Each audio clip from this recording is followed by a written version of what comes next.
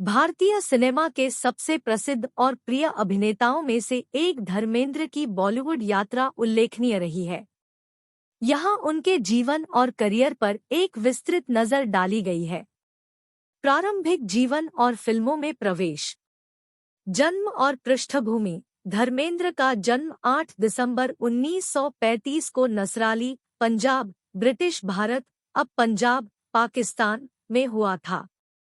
वह एक साधारण पृष्ठभूमि से थे और शुरू में पहलवान बनने की महत्वाकांक्षा रखते थे। मुंबई का सफर। फिल्म अभिनेता बनने का सपना लेकर धर्मेंद्र मुंबई चले आए। उनके खूबसूरत लुक और मजबूत शरीर ने फिल्म निर्माताओं का ध्यान खींचा। Film debut. उन्होंने फिल्म दिल भी तेरा हम भी तेरे 1960 से डेब्यू किया, लेकिन उन्हें बिमल रॉय द्वारा निर्देशित फिल्म बंदिनी 1963 से पहचान मिली, जहां उनके अभिनय को समीक्षकों द्वारा सराहा गया। सिनेमाई यात्रा। बॉलीवुड में धर्मेंद्र की करियर यात्रा दृढ़ता, बहुमुखी प्रतिभा और अपार सफलता की कहानी है। यहाँ उनके उल्लेखनीय प्रक्षेप पथ पर एक विस्तृत नज़र डाली गई है।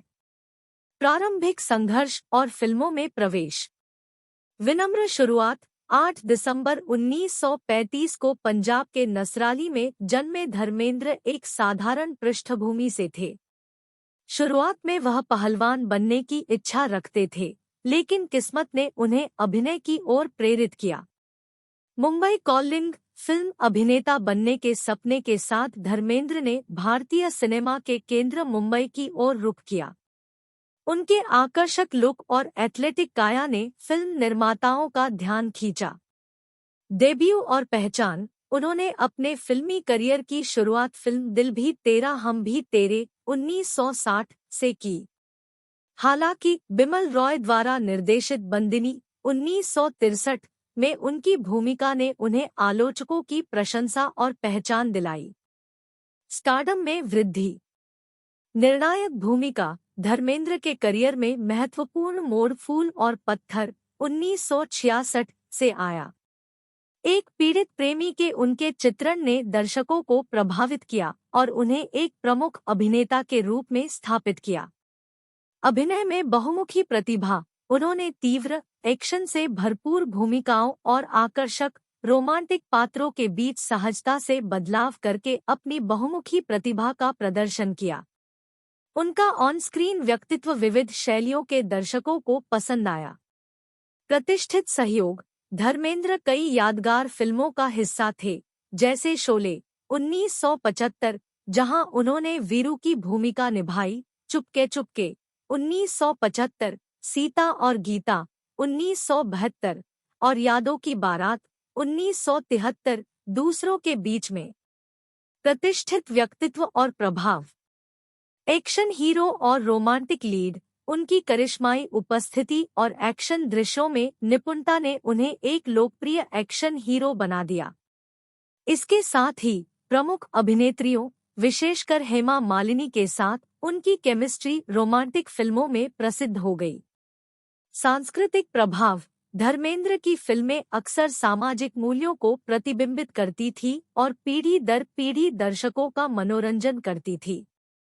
उनके यादगार संवादों और जनता से जुड़ने की क्षमता ने उनकी प्रतिष्ठित स्थिति में योगदान दिया। व्यक्तिगत जीवन और विरासत। परिवार और रिश्ते। धर्मेंद्र ने 1954 में प्रकाश कौर से शादी की और उनसे उनके 4 बच्चे हैं। अभिनेत्री हेमा मालिनी के साथ उनका रिश्ता, जिनसे उन्होंने बाद में शादी की, बॉलीवुड के गपशप कॉलम में एक मुख्य आकर्षण बन गया। प्रशंसा और मान्यता। अपने शानदार करियर के दौरान धर्मेंद्र को भारतीय सिनेमा में उनके योगदान का सम्मान करते हुए कई पुरस्कार मिले, जिसमें 1997 में फिल्मफेयर लाइफटाइम अचीवमेंट अवार्ड भी शामिल था। सतत यात्रा। बाद का करियर। अपने बाद के वर्षों में भी धर्मेंद्र फिल्म उद्योग में सक्रिय रहे। उन्होंने ऐसी भूमिकाएं निभाईं जो एक अभिनेता के रूप में उनके अनुभव और परिपक्वता को दर्शाती थी। स्थायी विरासत। बॉलीवुड पर उनका प्रभाव पीढ़ियों तक फैला है। धर्मेंद्र की फिल्में प्रशंसकों द्वारा पसंद की जाती हैं और उनका बहुमुखी प्रदर्शन महत्वाकांक्षी अभिनेताओं और फिल्म निर्माताओं को प्रेरित करता रहता है। धर्मेंद्र का करियर बॉलीवुड के सार का प्रतीक है। प्रतिभा, लचीलापन और सिल्वर स्क्रीन के माध्यम से दिलों पर कब्जा करने की क्षमता का मिश्रण। एक छोटे शहर से भारतीय सिनेमा में एक प्रतिष्ठित आइकन बनने तक की उनकी यात्रा कई लोगों के लिए प्रेरणा का स्रोत बनी हुई है। फिल्मों से परे राजनीतिक पारी अभिनय के अलावा धर्मेंद्र ने कुछ समय के लिए राजनीति में भी कदम रखा।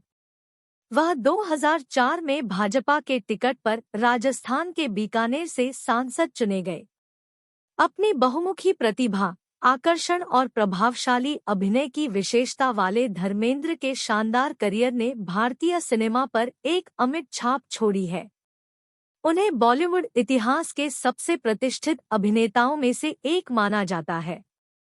इस ऑडियो वीडियो को देखने के लिए आपका बहुत बहुत धन्यवाद।